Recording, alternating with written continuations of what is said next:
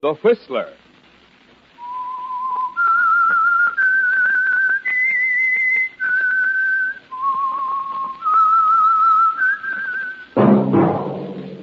That whistle is your signal, the Whistler.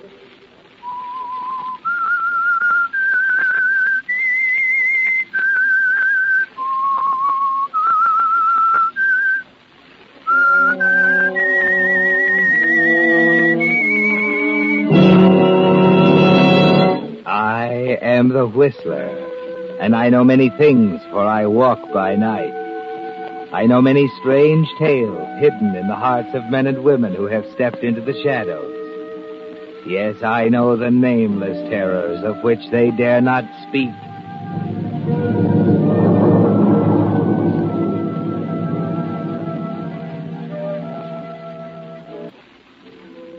And now the Whistler's strange story, The Thin Line.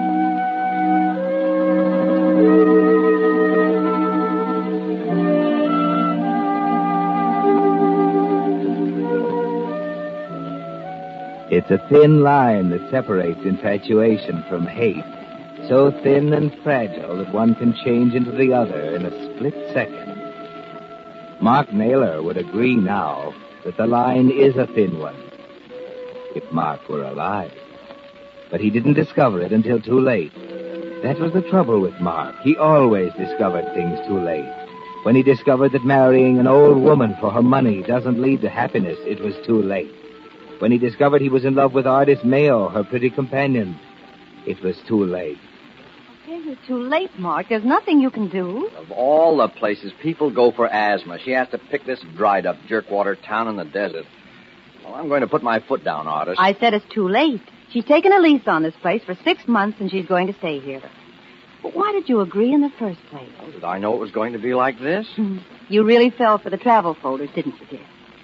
A romantic mining town, the essence of the Old West. Yeah, that's a laugh. Why didn't you say something? Well, you're the head of the family, darling. I only work here. Oh, sand. Everywhere you look, sand. Sand in your eyes, in your ears, in your teeth. Oh, what a trap. Well, there's no use fretting about it. Emma won't leave. No, Emma won't leave. Her asthma. Always, day in, day out, her asthma. The climate's good for her. Ah, but you love her. Ah, but I don't. Don't needle me. I've had all I can take. Oh, I'm sorry. You're sorry.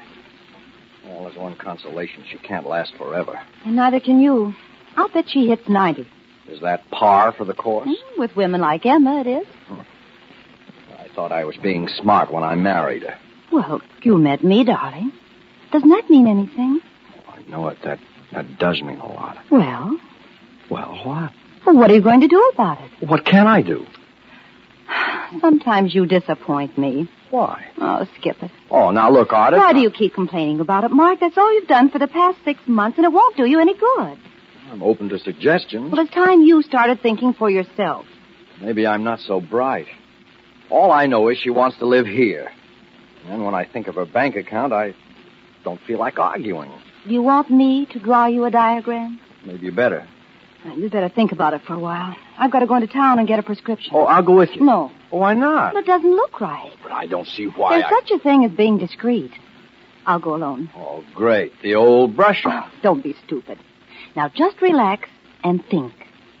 It'll be a new experience for you.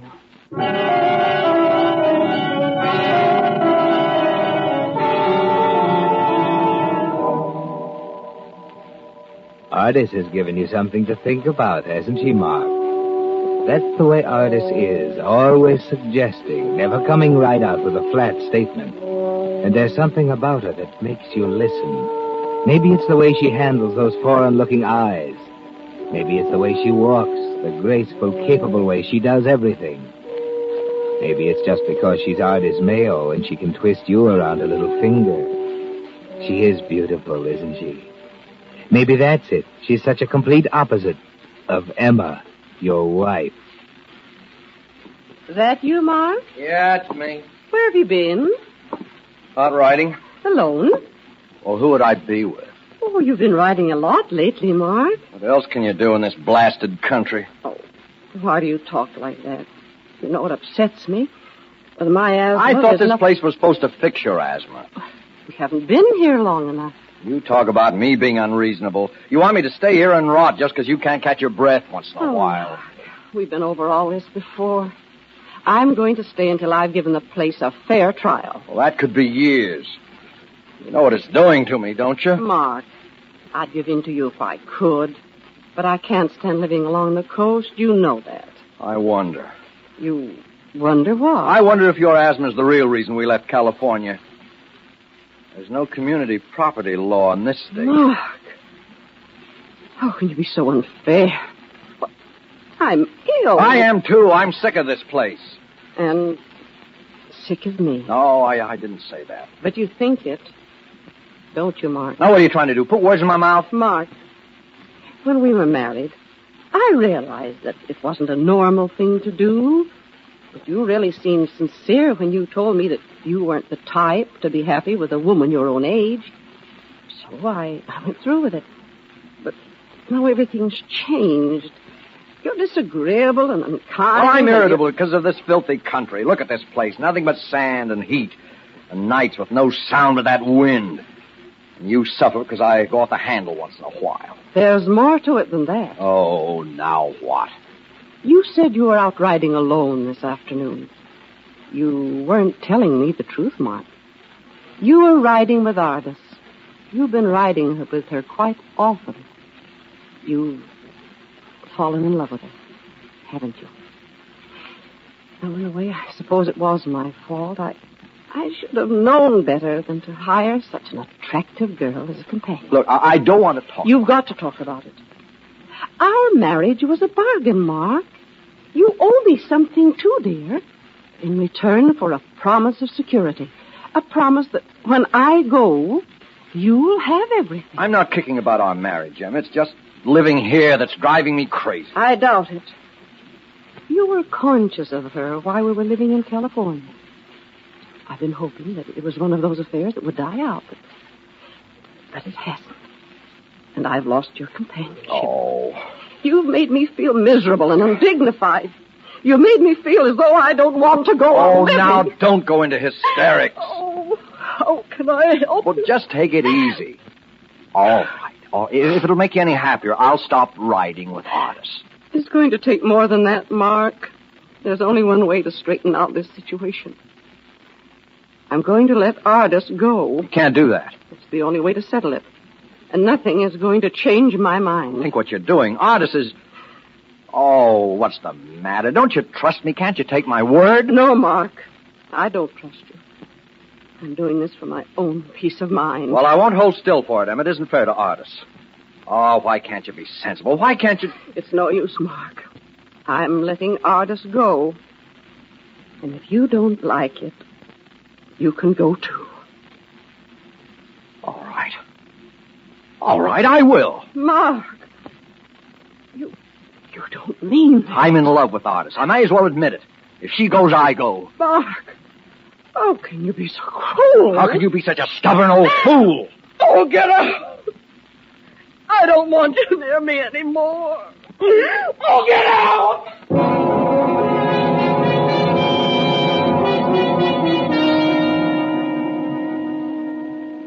Well, Mark, that does it. It's over now. The 2 years of your life you've gambled are wasted. Emma and her fortune are out of the picture, aren't they? You keep telling yourself it's just as well, that it was a mistake from the start, that you were a fool to think you'd get something for nothing. You can forget about your conversation with Ardis this morning.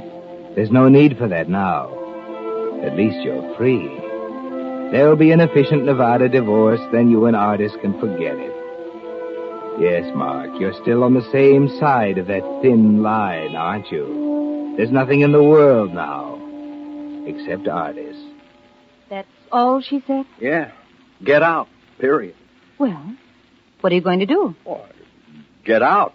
What do you think? Well, it seems rather foolish. You think she'll give you a divorce? Of course. Why not? You don't know her. Listen, Mark, she'll hang around your neck until the day she dies. Wait a minute, Ardis. Don't argue with me, Mark. I know her like a book. Look, if you're talking about the money, I don't care. Well, I do. You know, Mark, Emma's a very unhappy woman. She suffers a lot, and, well, in a way, it would be a blessing if... Well, If what? there is a way, Mark. Stop talking in riddles. Now, I tell you, she's through with me. As a matter of fact, I'm glad of it. She can take her pot of gold and find herself another husband. She will if you're stupid enough to let her. If you're suggesting I go back to her, you're just wasting your time. I'm not suggesting you go back to her. Huh? I said there's a way, Mark. She's old, infirm, and you're her beneficiary. Artis, you mean... Why, no, I couldn't, Artis. Oh, shut up. But listen, well, murder's one thing. Oh, you listen. Now, you can take your choice. Emma can have a nice, respectable automobile accident on her way to town. Or I leave tonight, alone. You can't be serious. I was never more serious in my life. We never get away with it. There'll be questions, 1,000 of them. The whole town knows about you and So me. what? We'll throw them their teeth. So we love each other. So Emma gets despondent and commits suicide. People don't commit suicide by running automobiles into ditches. Oh, you don't know what you're talking about. There was one last year, and I know the exact place. All right. What is it, Mark? Is it Emma or me? Well, Artis, well, give me time to think. There's no time to think. But killing her, All right. Goodbye, Mark. Oh, wait a minute, Artis. Well? All right. Good. When? Tonight.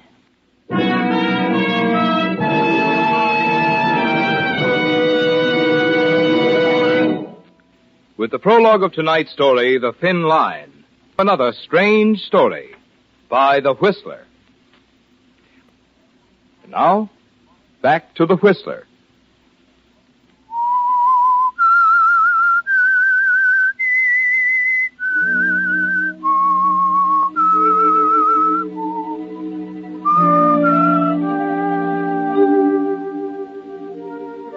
Well, Mark, the combination was too much for you. The dull, dry monotony of a desert town, your complaining middle-aged wife, and Artis Mayo. That's the big reason why you agreed to commit murder, isn't it? You forgot about the money in the desert. Nothing seemed important except Artis. And you found yourself agreeing before you knew what was happening. But you're beginning to waver now, with the desert wind wailing outside the window as you stand over Emma's bed with Artis.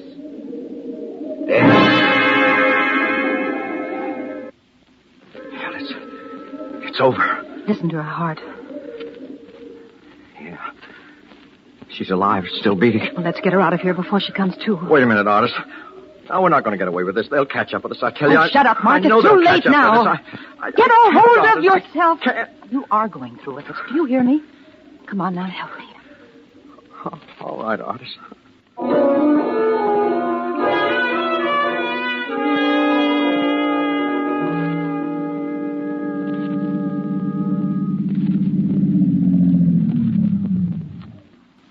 Well, is this the place? Wait a minute. Yes. Yes, it's a 100-foot drop over that bank. Come on, get out. All right. I'll take her feet. Okay. No, put your arm under her shoulders. Under. Yes, careful now. Now into the front seat. Easy. There. Oh. Don't let her fall on the steering wheel, you fool. Sorry. Okay. Now what? Fingerprints. Give me your handkerchief. Oh, here. There. Takes care of the steering wheel. Now, clamp her hands on the wheel in the driving position, so it'll be her fingerprints in case anyone should get snoopy. Hands are cold. Okay. All right, now put it in gear, start it rolling and jump. Look, are you sure everything's... Oh, of course, I'm sure. Hurry up. All right. Okay, here goes.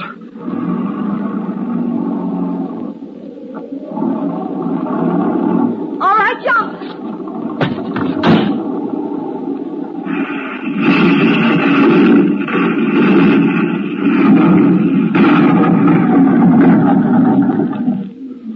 There. That ought to do it. Come on. Well, what do you mean? We're going down to check up.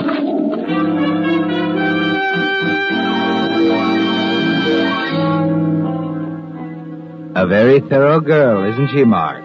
The car is deep in the gulch. The one light still burning shows that. And you scramble down to it.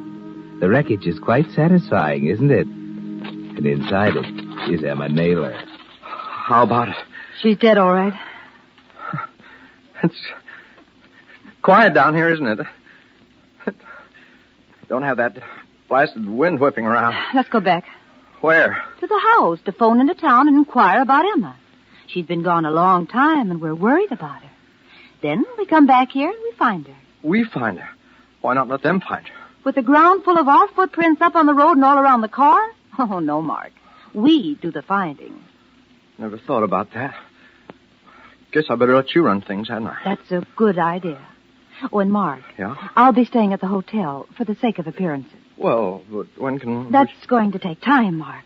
There'll be an autopsy, an inquest, and then, well, maybe in 6 months or so. Yeah. Look, Artis, I'm sorry I busted up on you. I guess you're right after all. It wasn't so tough at that.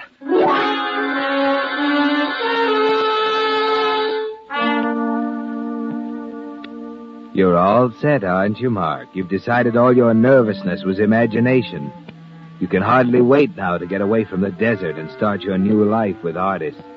Even the sheriff is cooperative. He seems to feel genuinely sympathetic, and he's very quick to explain that the questions are merely for the record. You know how it is, Mr. Naylor, just routine. Sure, I know. I'll tell you everything I possibly can. How old was Mrs. Naylor? 57. I believe you said she came here for her health. That's right. How long had you and Mrs. Naylor been married? 11 months. Did you know her very long before that? About a year. Year. How'd you happen to meet Mrs. Naylor? Well, I was selling burial plots, and she was one of my prospects. You didn't continue with that line of business, did you, Mr. Naylor? Well, no. After we were married, my wife wanted me to devote all my time to her. I see. Now, Miss Mayo, how long were you in Mrs. Naylor's employ? Oh, it must have been about 5 months. You were working for her before she came here, then? Yes. Have you always done this line of work, Miss Naylor? Oh, I've done it for quite a while. How many other people did you work for before you were employed by Mrs. Naylor? Oh, there were several. Are you married, Miss Mayo? No, I'm not. Have you ever been married? Yes, I'm a widow. Well, I guess that'll do for now, folks. Well, you'll probably think up something else for us later on. Yeah. You'll probably be finding me quite a pest. But you know how it is. Oh, sure. We know how it is. Well, I better be getting back to town. I'll see you later, folks. Goodbye. You never told me you'd been married. Never occurred to me to tell you. Well, I thought I knew everything about you. This is a new slant. Oh, you're not going to pout about it, are you? You never told me you were a tombstone salesman. I sold burial plots. What an intriguing way for Emma to meet her future widower. Don't kid about it. I'm in no mood for Oh, jokes. stop fretting, Mark. Everything is going beautifully.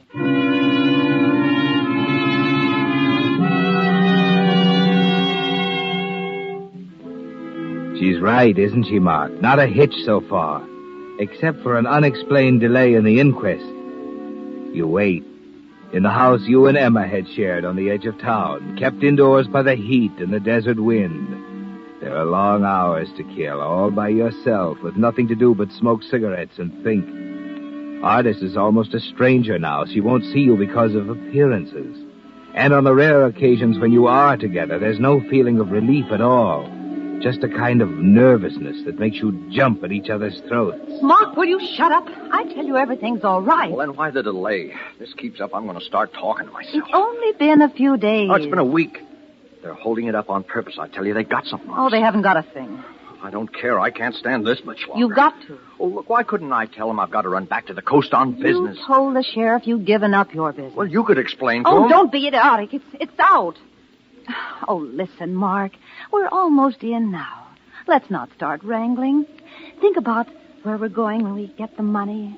Florida, Miami Beach. I don't like Florida. Oh, you'll get over it. You've never seen anything like Miami in the winter. I said I don't like Florida. You may as well learn right now that you're not going to get anywhere taking that tone with me. Well, I don't care what you think. I'm going back to the coast. Sure you are. The Atlantic coast, Miami Beach. You know, someday you're not going to get by with that. What? That smug, irritating attitude of yours. You think you know all the answers, don't you? Depends on who's asking the questions. Now, what do you mean by that? You answer that one.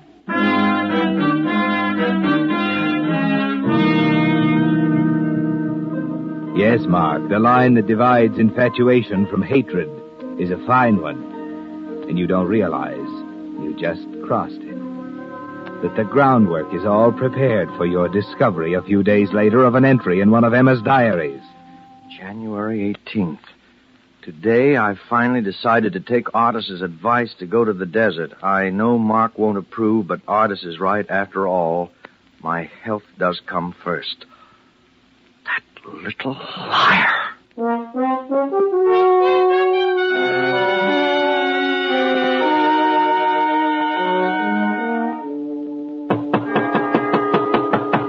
Who is it? Mark.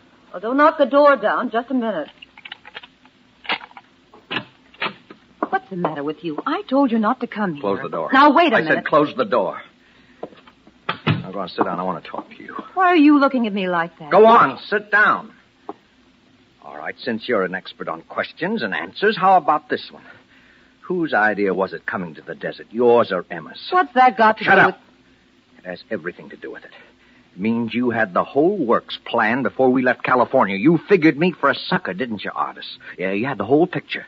Convincing Emma to come here, knowing it'd make me willing to kill her after kicking around in the sand and heat for a few months. Oh, but Don't argue with me. It's all there in Emma's diary. What do you mean it's in her diary? I mean, there's enough foundation for some pretty solid guessing.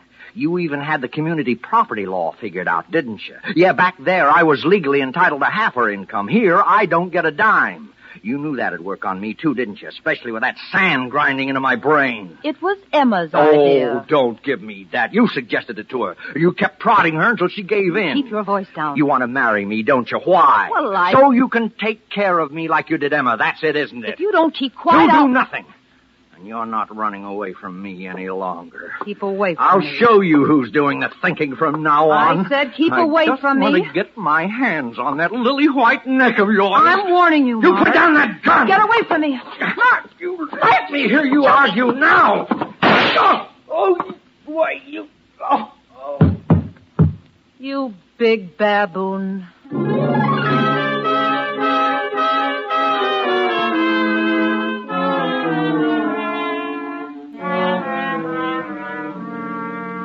So it didn't work out, did it, Mark? The thing got a little too complicated for you. You were never cut out for murder. You knew it from the first.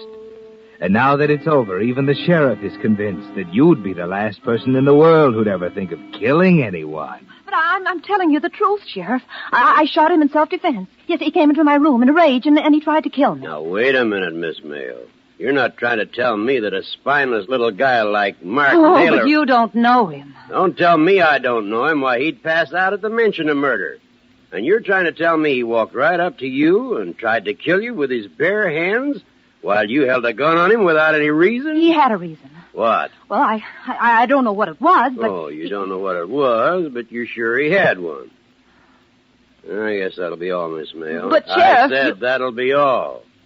You can save the rest for your trial in court. I'm holding you for the murder of Mark Naylor.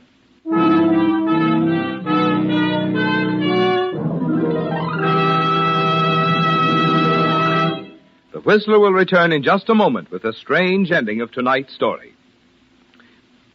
And now, back to the Whistler.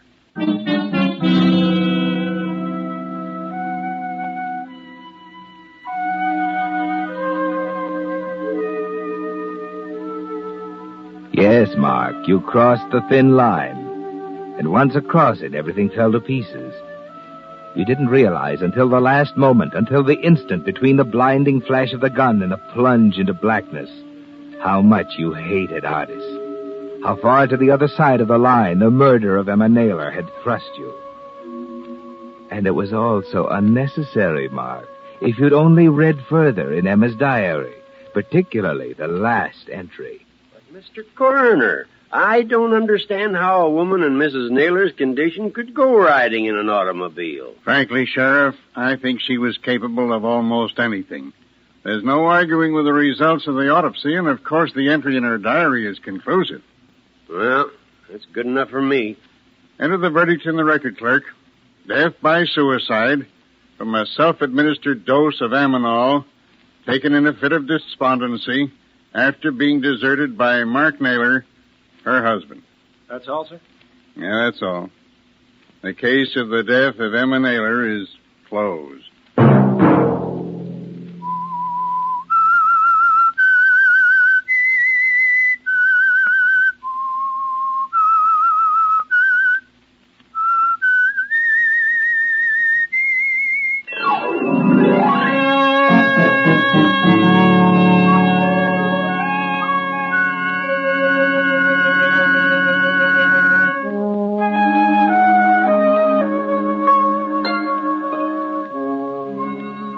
Next Monday at 9 o'clock, The Whistler will bring you another strange tale.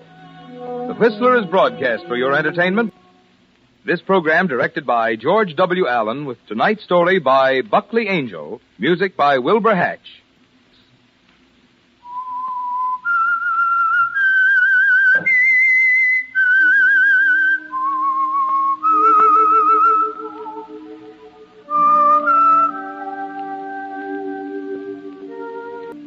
This is Marvin Miller speaking.